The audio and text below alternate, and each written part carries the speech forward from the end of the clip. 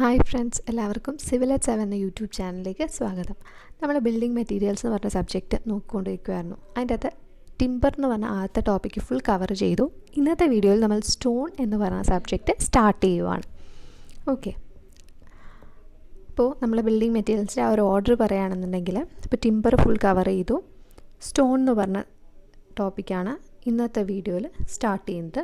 ഇത് കഴിഞ്ഞതിന് ശേഷം നമ്മൾ ബ്രിക്ക് പറയും, പിന്നെ സിമെൻറ്റ്, സെറാമിക്, ലൈം, സാൻഡ്, അങ്ങനെ കുറച്ചധികം ടോപ്പിക്സ് ബിൽഡിംഗ് മെറ്റീരിയലിൽ കവർ ചെയ്യാനുണ്ട്. ബിൽഡിംഗ് മെറ്റീരിയൽ കഴിഞ്ഞാൽ പിന്നെ ബിൽഡിംഗ് കൺസ്ട്രക്ഷൻ, സർവേയിങ്, ഈ ഒരു ഓർഡറിലായിരിക്കും നമ്മൾ വീഡിയോസ് ചെയ്യുന്നത്.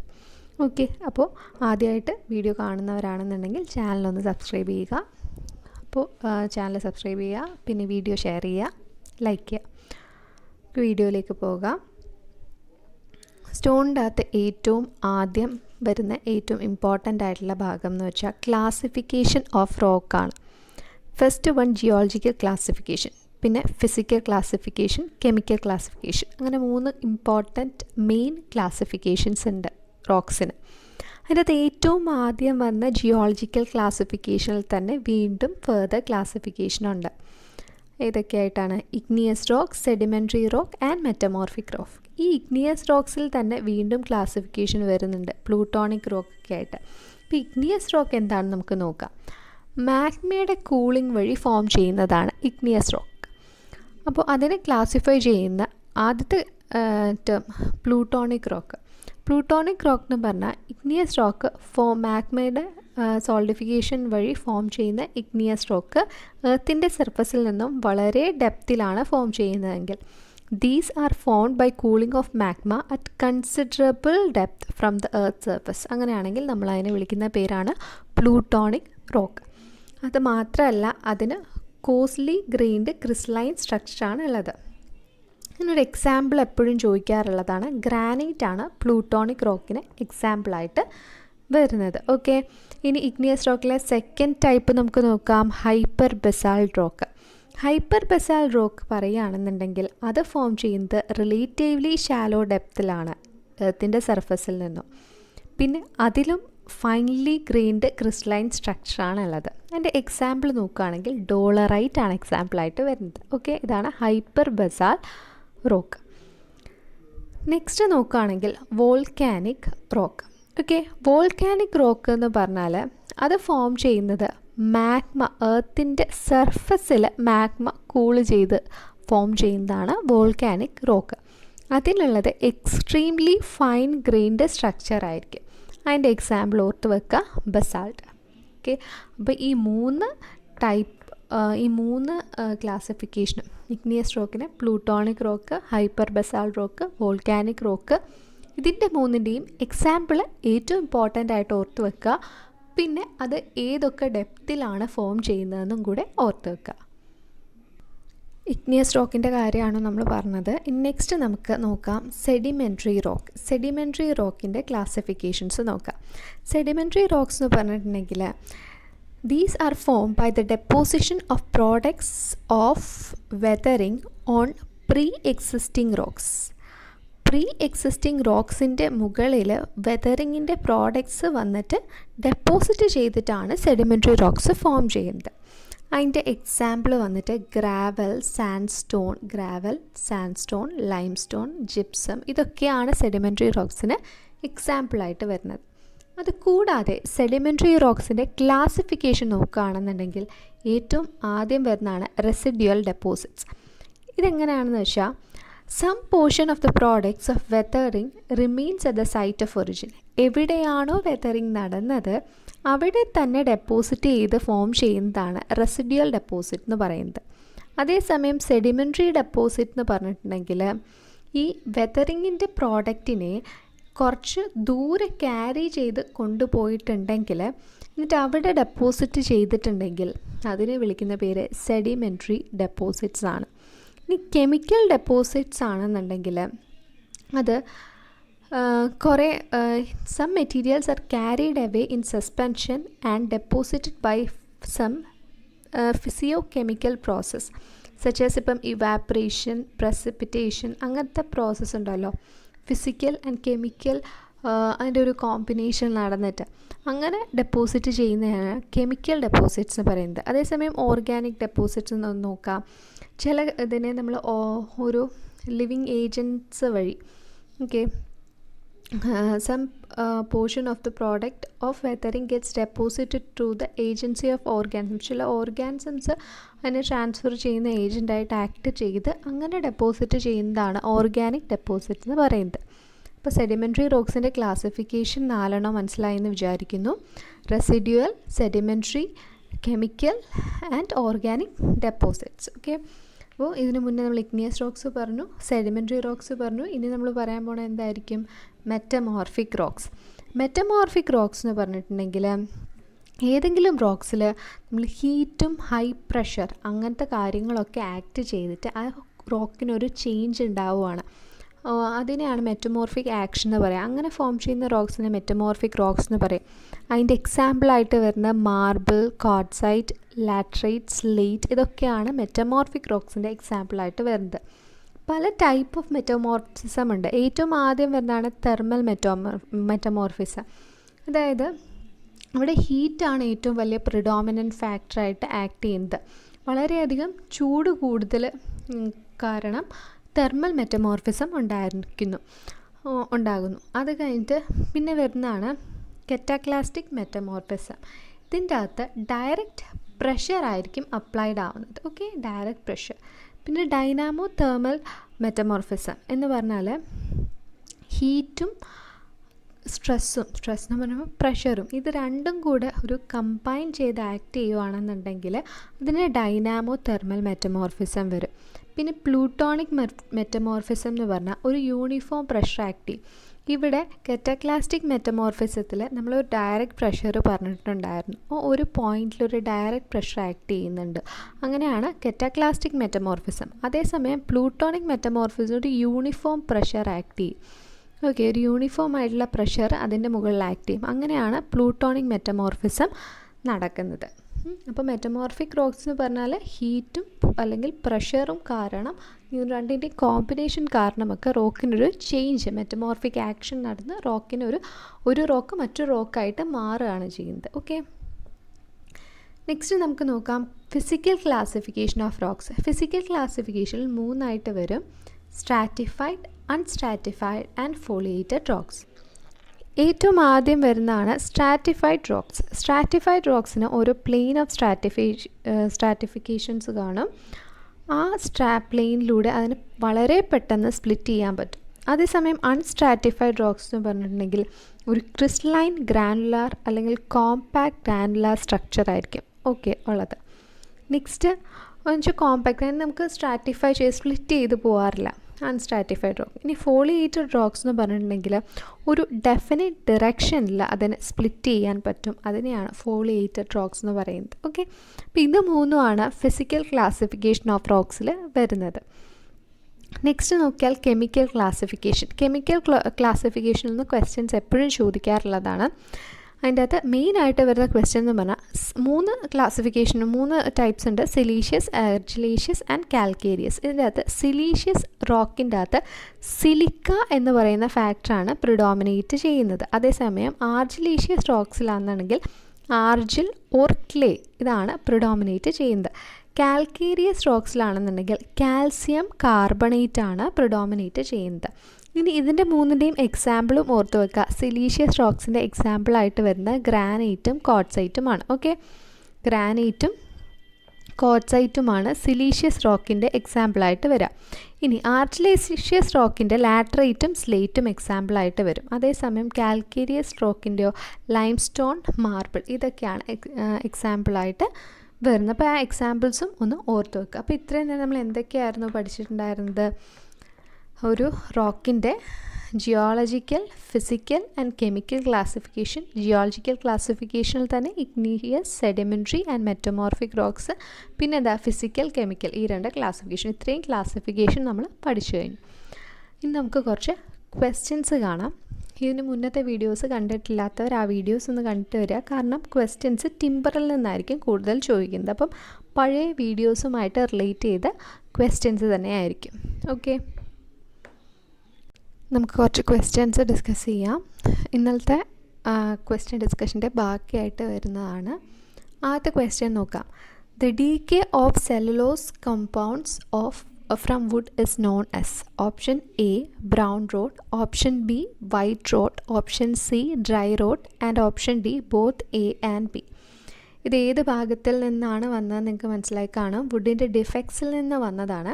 അതിൻ്റെ അകത്ത് സെല്ലുലോസ് കമ്പൗണ്ട്, വുഡിൻ്റെ സെല്ലുലോസ് കമ്പൗണ്ട് ഡീക്കേഡായിട്ട് പോകുന്ന ആ ഒരു ഡിഫെക്റ്റിനെ വിളിക്കുന്ന പേരെന്താണ് എന്നാണ് ചോദിച്ചേക്കുന്നത്. ഓക്കെ, അപ്പം നമ്മൾ ഫംഗിയുടെ ഡിഫെക്ട്സ് പറഞ്ഞായിരുന്നു വൈറ്റ് റോട്ടുമുണ്ട്. ഓക്കെ, വൈറ്റ് റോട്ട്, അതുകൂടാതെ മറ്റൊരെണ്ണമുണ്ട്, ഏതാണ്, ബ്രൗൺ റോട്ട്. ഇതിനകത്ത് ബ്രൗൺ റോട്ട് നോക്കിയാൽ സെല്ലുലോസ് കമ്പോണൻറ്റിനെ അഫക്റ്റ് ചെയ്യും. അതേപോലെ വൈറ്റ് റോട്ട് എന്തിനായിരിക്കും അഫക്റ്റ് ചെയ്യുക? ലിഗ്നിൻ കമ്പോണൻറ്റിനെ. ഓക്കെ, അപ്പോൾ ദ ക്വസ്റ്റ്യൻ ഇതായിരുന്നു, the decay of cellulose compounds from wood is known as. Answer എന്താ വരിക? Brown rot. ഓക്കെ, അടുത്ത ക്വസ്റ്റ്യൻ നോക്കാം. The defect denoted by the original round surface on the manufacturing piece of timber is known as. Answer വരുന്നത് wane ആണ്. Okay, question ഇതായിരുന്നു, the defect denoted by the original rounded surface on the manufactured piece of the timber. അതായത് ടിമ്പറിൻ്റെ manufactured പീസിൽ ആ ഒരു round surface കാണുന്ന defect, അതിനെ വിളിക്കുന്ന പേരെന്തായിരുന്നു? വെയിൻ. ഓക്കെ, പഴയ വീഡിയോ കണ്ടവർക്കാണെന്നുണ്ടെങ്കിൽ ഇപ്പോൾ ആൻസർ കിട്ടിയിട്ടുണ്ടായിരിക്കും.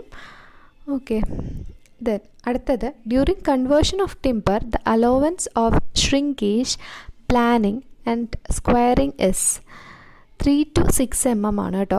അതായത് നമ്മൾ ഒരു ടിമ്പർ കൺവേർഷൻ നടത്തുമ്പോഴത്തേനും അതിൻ്റെ അകത്ത് മാക്സിമം ഒരു 3 to 6 mm നമുക്ക് സ്ട്രിങ്കേജ് ചെയ്ത് പോകാനും അല്ലെങ്കിൽ പ്ലെയിനിങ് ചെയ്യുമ്പോൾ പോകത്തില്ലയോ, അതും സ്ക്വയറിങ് ചെയ്യുമ്പോഴൊക്കെ വേസ്റ്റേജ് ആയിട്ട് പോകാൻ നമുക്ക് അലൗഡാണ്. ഇതായിരുന്നു ക്വസ്റ്റ്യൻ. അപ്പം അത് നമ്മൾ വീഡിയോയിൽ പറഞ്ഞിട്ടുള്ളതല്ല. 3 to 6 mm ആണ് ആൻസർ വരുന്നത്. ക്വസ്റ്റ്യൻ ഒന്നുകൂടെ വായിക്കാം. During conversion of timber the allowance for shrinkage, planing and squaring is 3 to 6 mm. Next question നോക്കാം. Fibre boards are also known as. Okay, fibre boards are also known as. ഇത് നമ്മൾ ഇന്നലെ discuss ചെയ്തതാണ്. Fibre ബോർഡ്സിൻ്റെ മറ്റൊരു പേരെന്താണെന്നുള്ളത്. Fibre boards is also known as pressed wood അല്ലെങ്കിൽ reconstructed wood എന്നും പറയാറുണ്ട്. ഓക്കെ, ഇന്നലെയല്ല നമ്മൾ ആ ബോർഡ്സിൻ്റെ ഇൻഡസ്ട്രിയൽ ഓഫ് ടിമ്പർ പറഞ്ഞില്ലേ, അതിൻ്റെ അകത്ത് ഫൈബർ ബോർഡ്സ് പറഞ്ഞായിരുന്നു. ഇത് കാണുന്നില്ല ഇപ്പോൾ. ഓക്കെ, നിങ്ങൾക്ക് ഓർമ്മയുണ്ടെന്ന് വിചാരിക്കുന്നു. അതിൻ്റെ നമ്മൾ പറഞ്ഞായിരുന്നു ഫൈബർ ബോർഡ്സിന്, അത് ഡിസ്കസ് ചെയ്തപ്പോൾ തന്നെ ഞാൻ പറഞ്ഞു ഇതായിരുന്നു ക്വസ്റ്റ്യൻസ് റിപ്പീറ്റഡായിട്ട് ചോദിച്ചിട്ടുള്ളത്. പ്രസ്ഡ് വുഡ് അല്ലെങ്കിൽ റീകൺസ്ട്രക്റ്റഡ് വുഡ്സ് എന്നും പറയാറുണ്ട്. നെക്സ്റ്റ് ക്വസ്റ്റ്യൻ നോക്കാം. How should be the colour of heart wood? ഇതെനിക്ക് തോന്നുന്നു ഏറ്റവും ആദ്യത്തെ വീഡിയോയിലോ രണ്ടാമത്തെ വീഡിയോയിലോ എന്തോ പറഞ്ഞ ക്വസ്റ്റ്യൻ തന്നെയായിരുന്നു, റിപ്പീറ്റഡ് ചെയ്ത് വീണ്ടും വന്നതാണ്. അപ്പോൾ ഹേർഡ് വുഡിൻ്റെ കളർ എപ്പോഴും നല്ല ഡാർക്ക് കളറായിരിക്കണം കേട്ടോ. ഹേർഡ് വുഡ് ഏത് ഭാഗമാണ്? മാക്രോ സ്ട്രക്ചർ പറഞ്ഞ ആ ഒരു ഭാഗമാണ് ഹേർഡ് വുഡ്. നമുക്ക് നോക്കാം. ഹേർഡ് വുഡ് എന്ന് പറയുമ്പോൾ ദാണ്ട് ഈ ഒരു ഭാഗമാണ്. ഓക്കെ, ഹേർഡ് വുഡ് ഈ ഒരു ഭാഗം. ഓക്കെ, ഇത് നല്ല ഡാർക്ക് കളറായിരിക്കണം എന്നാണ്. ഓക്കെ, നെക്സ്റ്റ് ക്വസ്റ്റ്യൻ നോക്കാം. Fungi attacks on the cell contents of sapwoods. ഫംഗിയുടെ കാരണമുള്ള ഡിഫക്ട്സിൽ സാപ്വുഡിനെ എഫക്റ്റ് ചെയ്യുന്ന ആ ഒരു ഡിഫക്റ്റിനെ വിളിക്കുന്ന പേരെന്താണെന്നാണ്. അതെന്തായിരുന്നു? Sap stain. Okay, sap stain എന്നായിരുന്നു ഫംഗി സാപ്വുഡിനെ അറ്റാക്ക് ചെയ്യുമ്പോൾ ഉള്ള defect. Next, in compact timber the curing is carried out under. ഇത് നമ്മൾ കുറച്ച് ഇന്നലത്തെ വീഡിയോയ്ക്കകത്ത് ഇൻഡസ്ട്രിയൽ ഫോംസ് ഓഫ് ടിമ്പറിൻ്റെ അകത്ത് നമ്മൾ പറഞ്ഞായിരുന്നു. കമ്പക് ടിമ്പർ ഉണ്ട്, ഇംപക് ടിമ്പർ ഉണ്ട്. ഇംപകിൻ്റെ അകത്ത് നമ്മൾ ക്യൂറിങ് ഒരു പെർട്ടിക്കുലർ ടെമ്പറേച്ചർ റേഞ്ചിൽ നടത്തും. കമ്പക് ടിമ്പർ ആണെന്നുണ്ടെങ്കിൽ ടെമ്പറേച്ചർ പ്രഷറും കൂടെ പ്രൊവൈഡ് ചെയ്യും. അപ്പോൾ in compact timber the curing is carried out under pressure. Okay, അടുത്തൊരു ക്വസ്റ്റ്യൻ നമുക്ക് നോക്കാം. Outer bark of a timber is also known as. Outer bark മറ്റൊരു പേര്. ഔട്ടർ ബാർക്കിന് നമ്മൾ മറ്റൊരു പേര് പറയുന്നത് കോർട്ടെക്സ് എന്നാണ്. ഓക്കെ, ഔട്ടർ ബാർക്ക്, ഏറ്റവും പുറത്തെ ആ ഒരു ഭാഗമാണ് also known as cortex. Next question നോക്കാം. Pine tree is an example of, pine tree എന്ന് പറയുന്നത് കോണിഫറസ് ട്രീയും ആണ്, അതേപോലെ അത് സോഫ്റ്റ് വുഡും ആണ്. ഓക്കെ, സോഫ്റ്റ് വുഡാണ്, കോണിഫറസ് ട്രീ ആണ്. ഓപ്ഷൻസ് ഇതൊക്കെയായിരുന്നു. Option A soft wood, option B coniferous tree, option C endogenous tree and option D both A and B. Both A and B ആണ് വരിക, soft wood and coniferous tree. Next, sap വുഡിൻ്റെ മറ്റൊരു പേര്. Sap wood is also known as alburnum. Alburnum എന്നും പറയാറുണ്ട് sap wood. Okay, sap വുഡിൻ്റെ മറ്റൊരു പേര് അൽബേണം. ഔട്ടർ ബാർക്ക് നമ്മൾ നേരത്തെ പറഞ്ഞു കോർട്ടെക്സ്. ഓക്കെ, ഇനി പിത്തിനുണ്ട് വേറൊരു പേര് മെഡുല എന്ന് പറഞ്ഞൊരു പേരുണ്ട്. ഓക്കെ, നെക്സ്റ്റ് ക്വസ്റ്റ്യൻ നമുക്ക് നോക്കാം. The age for felling good trees is, അത് നമ്മൾ ഡിസ്കസ് ചെയ്തിട്ടില്ലായിരുന്നു. 50 to 100 years ആണ് കേട്ടോ. ഒരു നല്ല ട്രീ വെട്ടാനുള്ള ആ ഒരു ഇയർ റേഞ്ച് എന്ന് പറഞ്ഞാൽ 50 to 100 years ആണ്. അപ്പം അത് ഓർത്ത് വെച്ചേക്കാം. Next question, the breadth and thickness of timber battens. ഇന്നലെ പറഞ്ഞ ക്വസ്റ്റ്യൻ ആണ്. അത് ലെസ് ദാൻ 50 mm ആണ് കേട്ടോ. അതെനിക്ക് തോന്നുന്നു ഞാൻ ക്ലാസ്സിൽ ഡിസ്കസ് ചെയ്തപ്പോൾ അതിൻ്റെ അകത്തൊരു കൺഫ്യൂഷൻ ഉണ്ടായിരുന്നു. ബാറ്റൻ്റെ തിക്നെസ് ആ ഒരു റേഞ്ച് കറക്റ്റ് ആയിരുന്നില്ല എന്ന് തോന്നുന്നു പറഞ്ഞത്. എന്തായാലും ഇപ്പോൾ ഒന്ന് നോട്ട് ചെയ്ത് വെക്കുക. ബാറ്റൻ്റെ തിക്നെസ് ആൻഡ് ലെങ്ത്ത്, ബ്രെഡ്ത്തും തിക്നെസ്സും 50 mm കുറവായിരിക്കണം. ഓക്കെ, 50 mm കുറവായിരിക്കണം എന്നുള്ള കാര്യം പ്രത്യേകം ഓർത്ത് വെക്കാം. ഇതാണ് PSC ആൻസർ കീയിലുള്ള ആൻസർ. അത് ഞാൻ നെറ്റിൽ സെർച്ച് ചെയ്ത് എഴുതിയതാണ്. അപ്പോൾ അതിൽ ഒരു കൺഫ്യൂഷൻ ഉണ്ട്. ഇത് ഓർത്ത് വെക്കുക. ബാറ്റൻ്റെ ബ്രെഡ്ത്തും തിക്നെസ്സും ലെസ് ദാൻ 50 mm ആയിരിക്കണം. നെക്സ്റ്റ് ക്വസ്റ്റ്യൻ നോക്കാം. The cells which impart strength to wood is called as. Mechanical cells ആണ് കേട്ടോ വുഡിന് സ്ട്രെങ്ത് കൊടുക്കുന്നത്.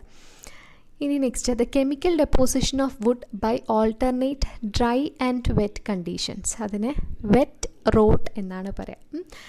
കെമിക്കൽ ഡീകമ്പോസിഷൻ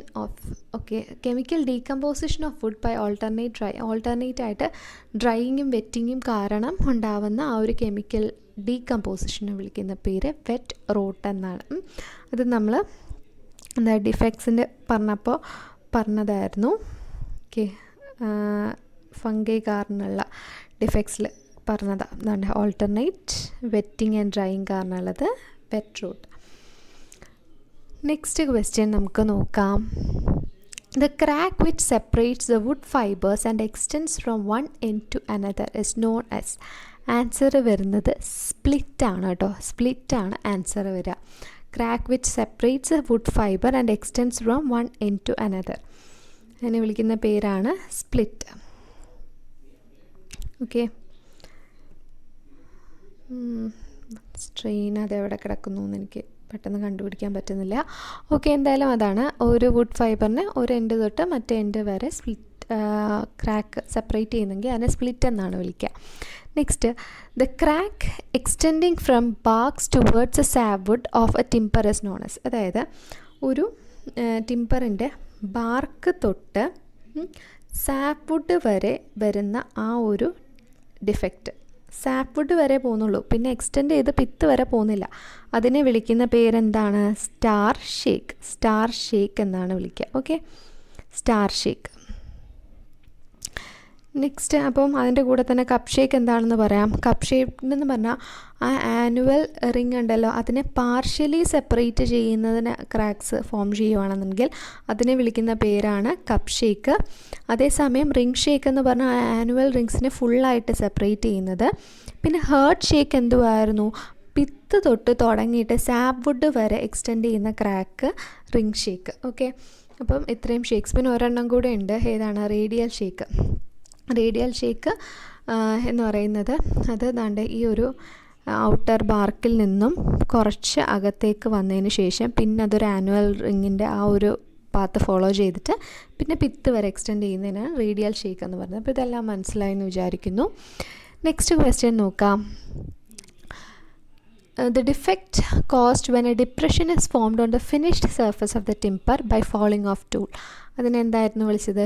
ടോൺ ഗ്രെയിൻ എന്നാണ് വിളിച്ചത്. ഇന്നലെ ഡിസ്കസ് ചെയ്തതാണത്, ടോൺ ഗ്രെയിൻ. അത് വീണ്ടും ഞാൻ ഡിസ്കസ് ചെയ്യുന്നില്ല.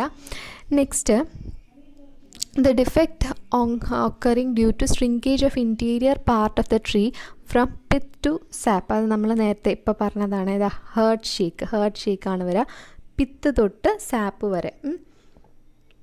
നോക്കിയാൽ അറിയാം, പിത്ത് തൊട്ട് സാപ്പ് വുഡ് വരെ എക്സ്റ്റെൻഡ് ചെയ്യുന്നതാണ് ഹേർട്ട് ഷേക്ക് എന്ന് പറയുന്നത്. ഓക്കെ,